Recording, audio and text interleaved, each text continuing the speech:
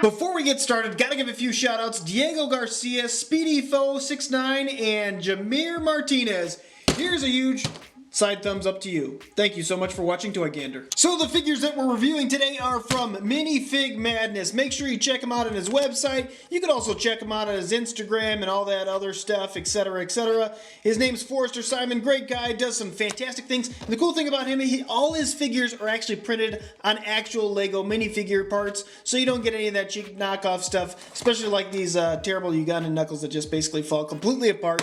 But with that being said, let's start off with the first minifigure. Now, these are Spider-Man minifigures, and one thing that you guys have asked me over and over and over again is to review the Spider-Man PS4 version of it in custom LEGO minifigure form, and I am glad to say we have that here today. So let's go ahead and open them on up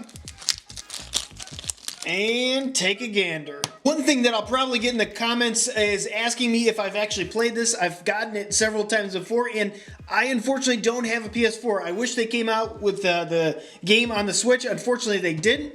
But this PS4 Spider-Man custom minifigure is done really well, and actually the overall design looks really close to the actual design within the game. I do love this printing. Again, this is printed on actual LEGO minifigure parts, so the quality is definitely top notch. The overall printing is great. I do like the fact the white eyes on the red, it shows up very vibrant, and that's usually an issue that you tend to get when you go with white over a darker color, specifically red. But same thing on the torso, you can see right there. It shows up nice, bright, and white. This, I think, is a UV printing because it has a little bit of embossment on it, and that's usually an indicator for UV printing. Pad printing is something that you don't get the embossment quite as much, but I don't think it's as durable. I could be wrong on that, but nonetheless, this is such a fantastic figure, and this one I think is again for sale on his website.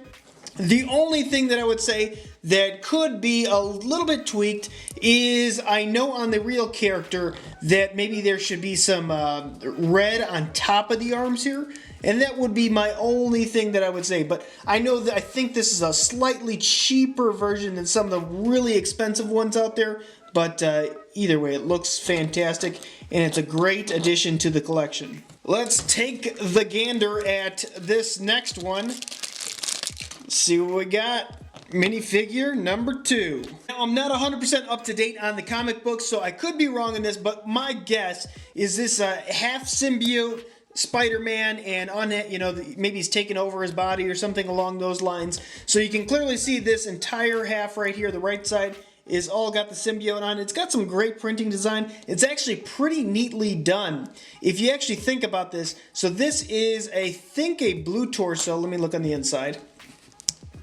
Yeah, so this is a blue torso, and it's so well printed on there, you cannot tell that this thing's not dually molded from this side right here. With that being said, you look at it on the top, you can see a little bit of blue, at least on the shoulder, but it looks like it's intentional. It doesn't look like there's missing overspray or anything like that. It does look purposeful, and it looks really good. I love the 360-degree design. You can see the side boot print right there. Looks great. They actually included, so this is a black leg intertwined with a blue leg, and that's just really done very well. The overall mid-size piece right here, I think that's blue, but it's hard to tell. It almost looks like it's dual molded, which is fantastic.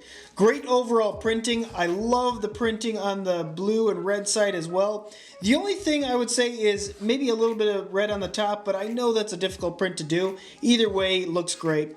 A little bit of shadow printing right in the front there for the torso, and some great side printing for the right here. Excuse me, the left. I actually really do like that. And the part that, for me, I think I like probably the best is that sweet design in the back that's, you know, split right down the middle with the two different contrasts there. It looks really good. Overall, just a fantastic design on this, and definitely gives it, I give it 2 thumbs up. We're going to do a bonus figure.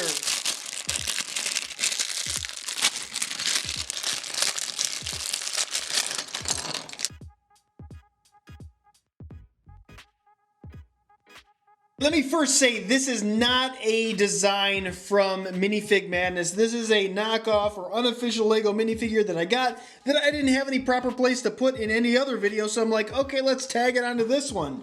And I will say, you know, this is kind of the representation. This is supposed to be, I think, Spider-Man and Scorpion combined into one character, and for some reason maybe throw in a dash of Hulk just for the big fig form.